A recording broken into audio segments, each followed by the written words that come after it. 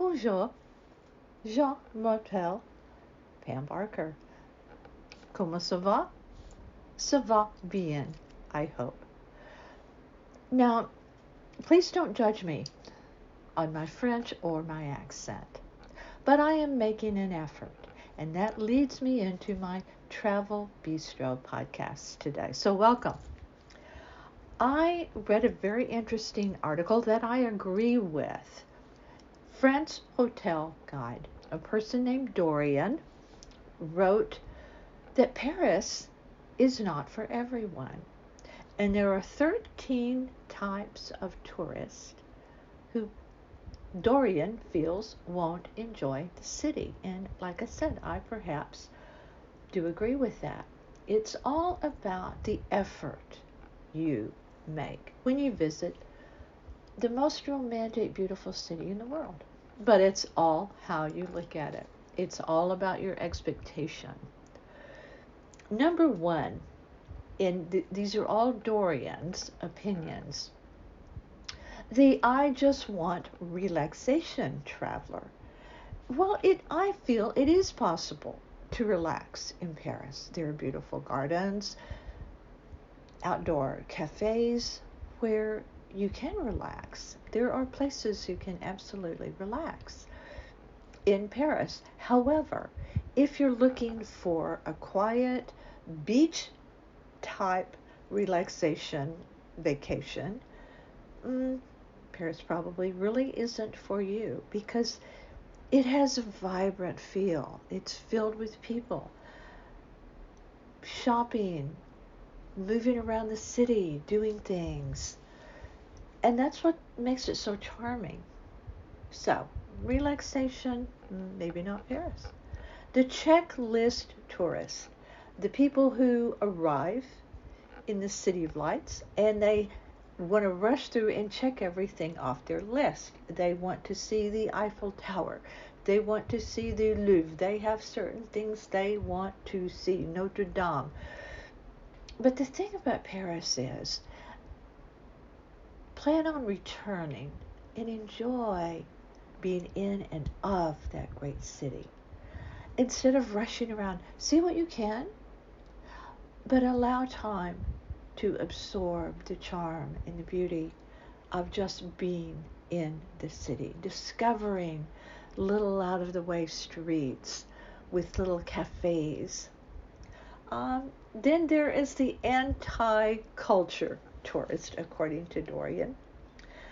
Paris is a cultural capital with art and history and architecture, and it is a huge part of visiting that beautiful city. But if you're not interested in that, perhaps Paris is not for you, according to Dorian. I don't agree with that particular one because I think you can go to Paris and not do anything culturally oriented and have a great time. Have a beautiful time, an absolutely wonderful time. So I don't really agree with that one so much. I do agree with this one wholeheartedly, hence why I began this Travel Bistro podcast the way I did today. The English only speaking tourist, and they won't even try French. And I find that part interesting because I think people tend to complain about people that visit this country, the United States of America, and they don't speak English. Well, truth be told, many places in Paris, people do, and all over France, people do speak a little English, a little bit, perhaps. It's more prevalent in Paris than once you venture out of Paris. But they will understand a little bit and speak it a little bit. But you know what they would like and what they really enjoy and they respond to, and I found this to be true in Paris. I really did try, whether it was in an Uber, in a restaurant, or whatever, to say, bonjour, bonsoir, je m'appelle, or whatever I could think of that that I could remember because I studied before going to Paris. And they responded in kind, even telling me that I was doing very well with my French, or very nice, and they would respond back in French and then in English. And so people that go to Paris and complain, oh, they don't speak English. Well, it is their country. But did you try in return to reach out to them in their language? I found it made a difference, and it made a big difference. So uh, my suggestion is to learn a few key phrases. Yes, now you can use apps that do it for you. Very true, back and forth with your phone. Yes, that's not the same. It's really not the same as the interpersonal connection that people have. Another potential tourist not enjoying Paris fully is a person who doesn't like to walk. Yes, they have taxis, they have Ubers, trains. It can be moved around in many ways in Paris. But if you don't walk, you are missing the beauty of the charm of the millions of side bistros off of these side streets, rather, or museums or shops. Uh, make an effort. Make an effort to walk. Practice it before you leave home. Uh, Go and do some walking at home. Build up to it, and then when you get to Paris, step up. Step out there. Now this brings me to another point. The sun seeker is perhaps not going to enjoy being in Paris. Yes, it does get sunny and warm and beautiful, but it can also be very rainy and very cloudy, and in the winter in particular, it can be pretty gray and very chilly. But for me, I found that was part of the charm. I heard in a movie one time, when you visit Paris, it must rain, but no umbrella. It did rain on us. I don't agree with not using an umbrella, but the rain is part of the charm and the beauty of Paris.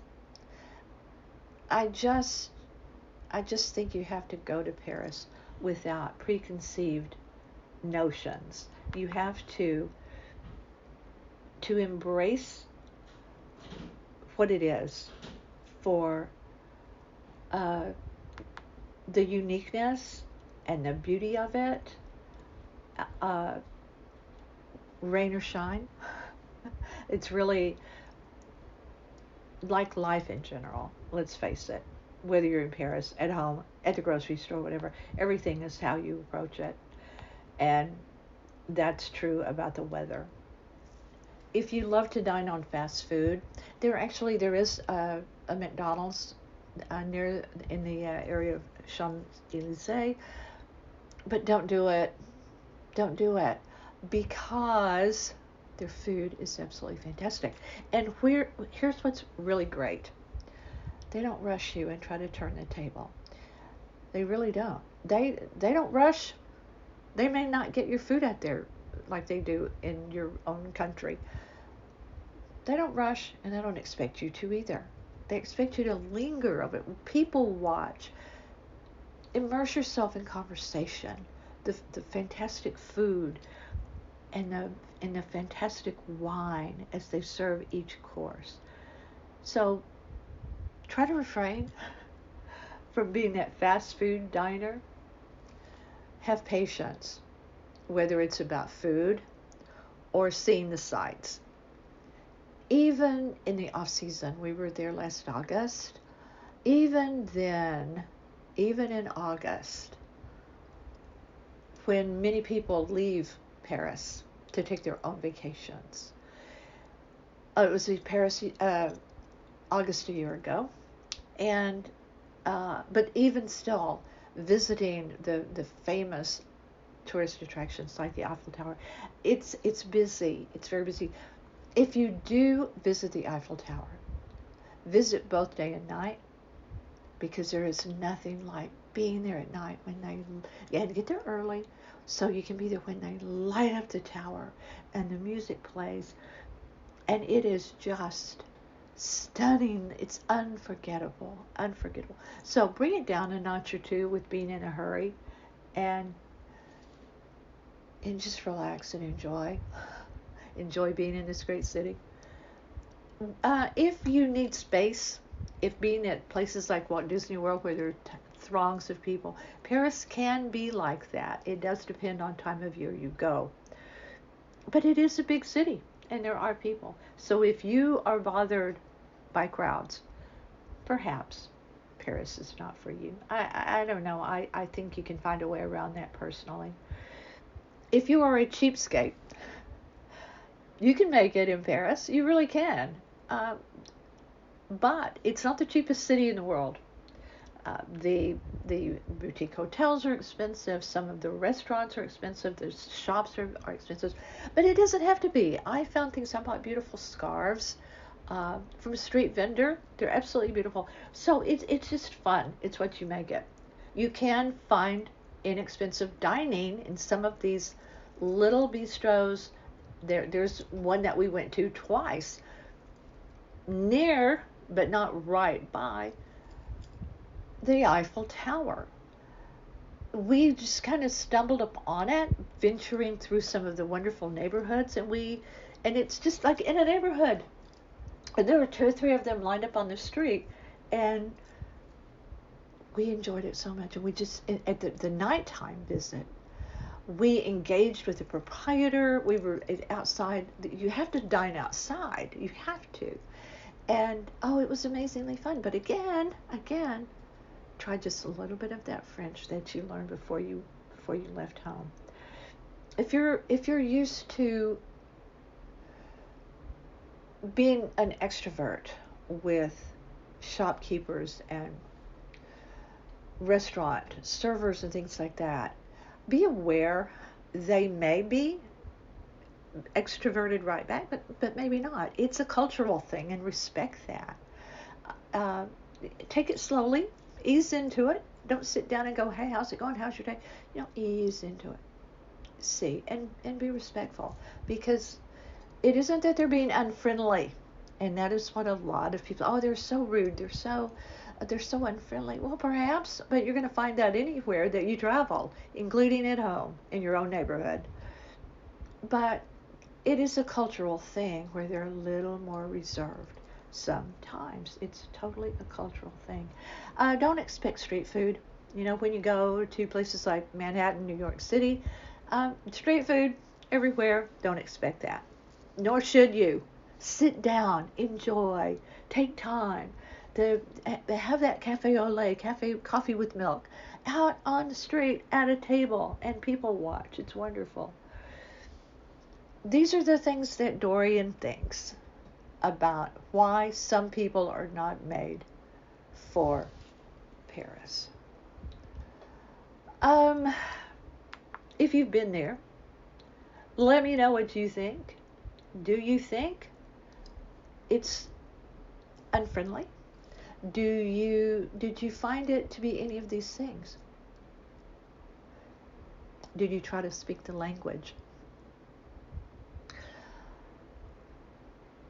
I think no matter where you travel, you need to do all of these things, no matter where it is. At least some of them, where you're trying to engage with locals, where you're trying to be a kind and considerate tourist. But I think the main thing is to be respectful of wherever it is you visit, and respect their culture, and try to come away with a good experience because you put the effort into it. That's how I truly feel. I think if you expect travel to be like home, it's never going to be that way.